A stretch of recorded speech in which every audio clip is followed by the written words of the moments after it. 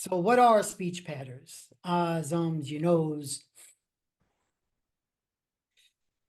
I've always faced them.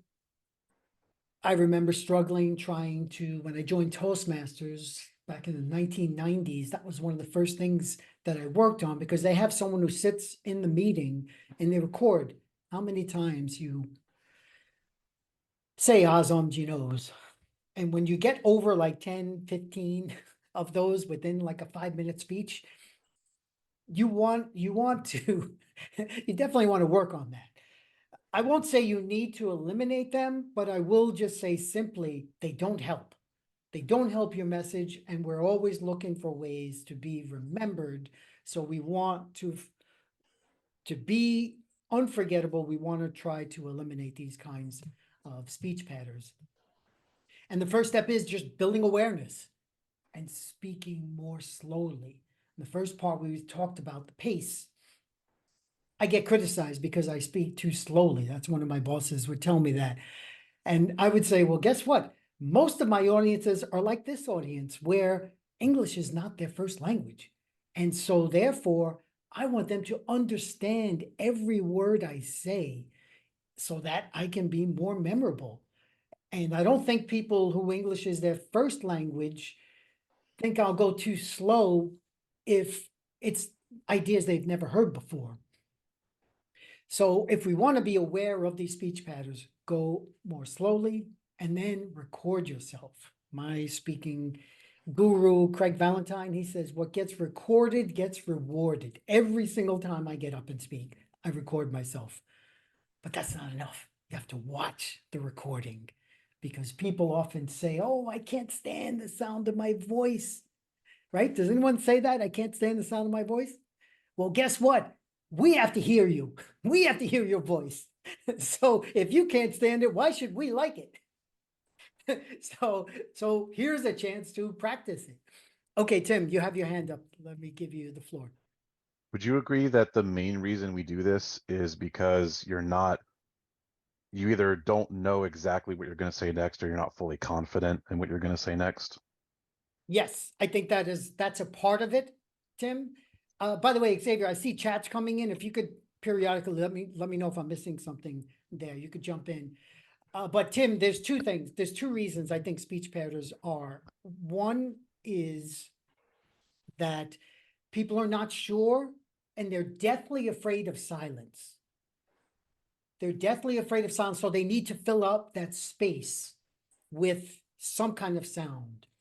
And if we know music, there are several musicians on this call here. The pauses in sounds, the rest notes are just as important because it gives you a chance to breathe and grasp what you just heard and prepare for what you're going to hear.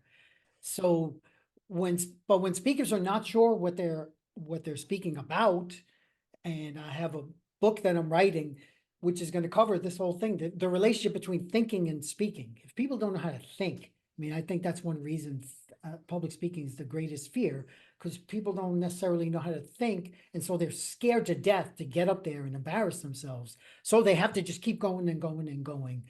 And so that's one reason I think that's an issue, Tim. Thanks for bringing up that point. Okay, moving on. Just said it. The pause and silence. Be more conscious of pausing.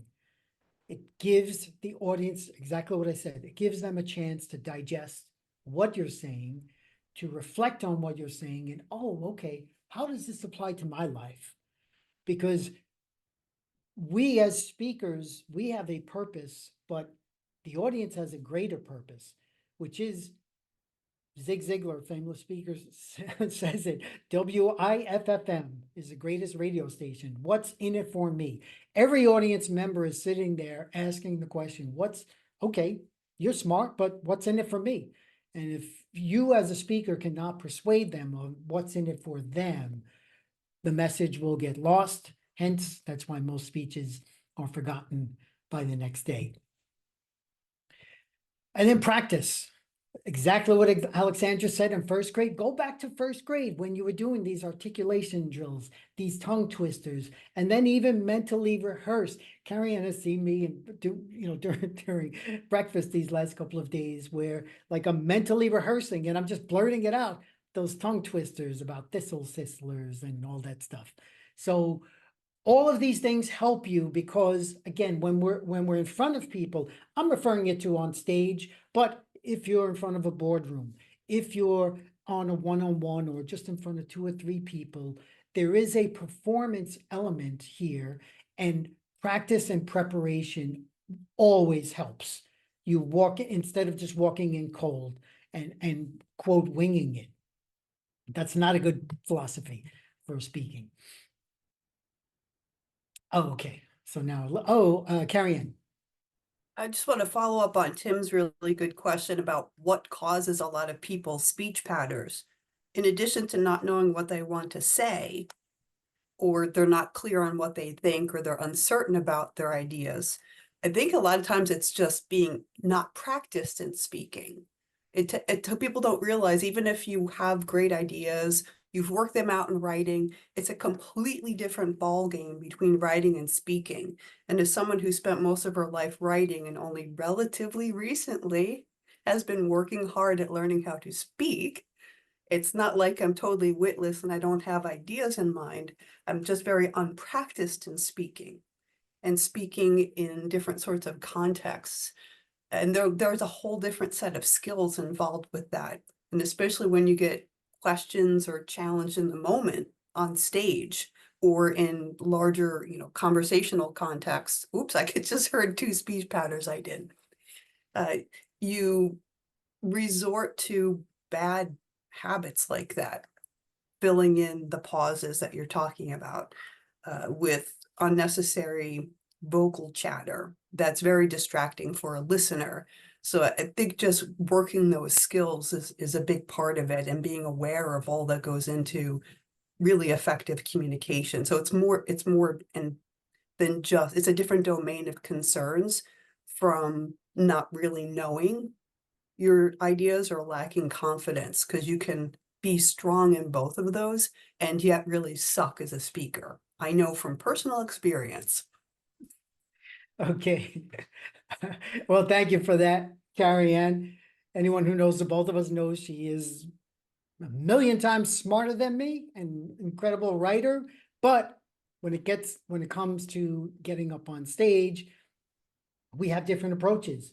And I've been able to show Carrie Ann that a spoken article is not a good speech. So getting up and reading an entire speech that's just not effective as far as the audience goes.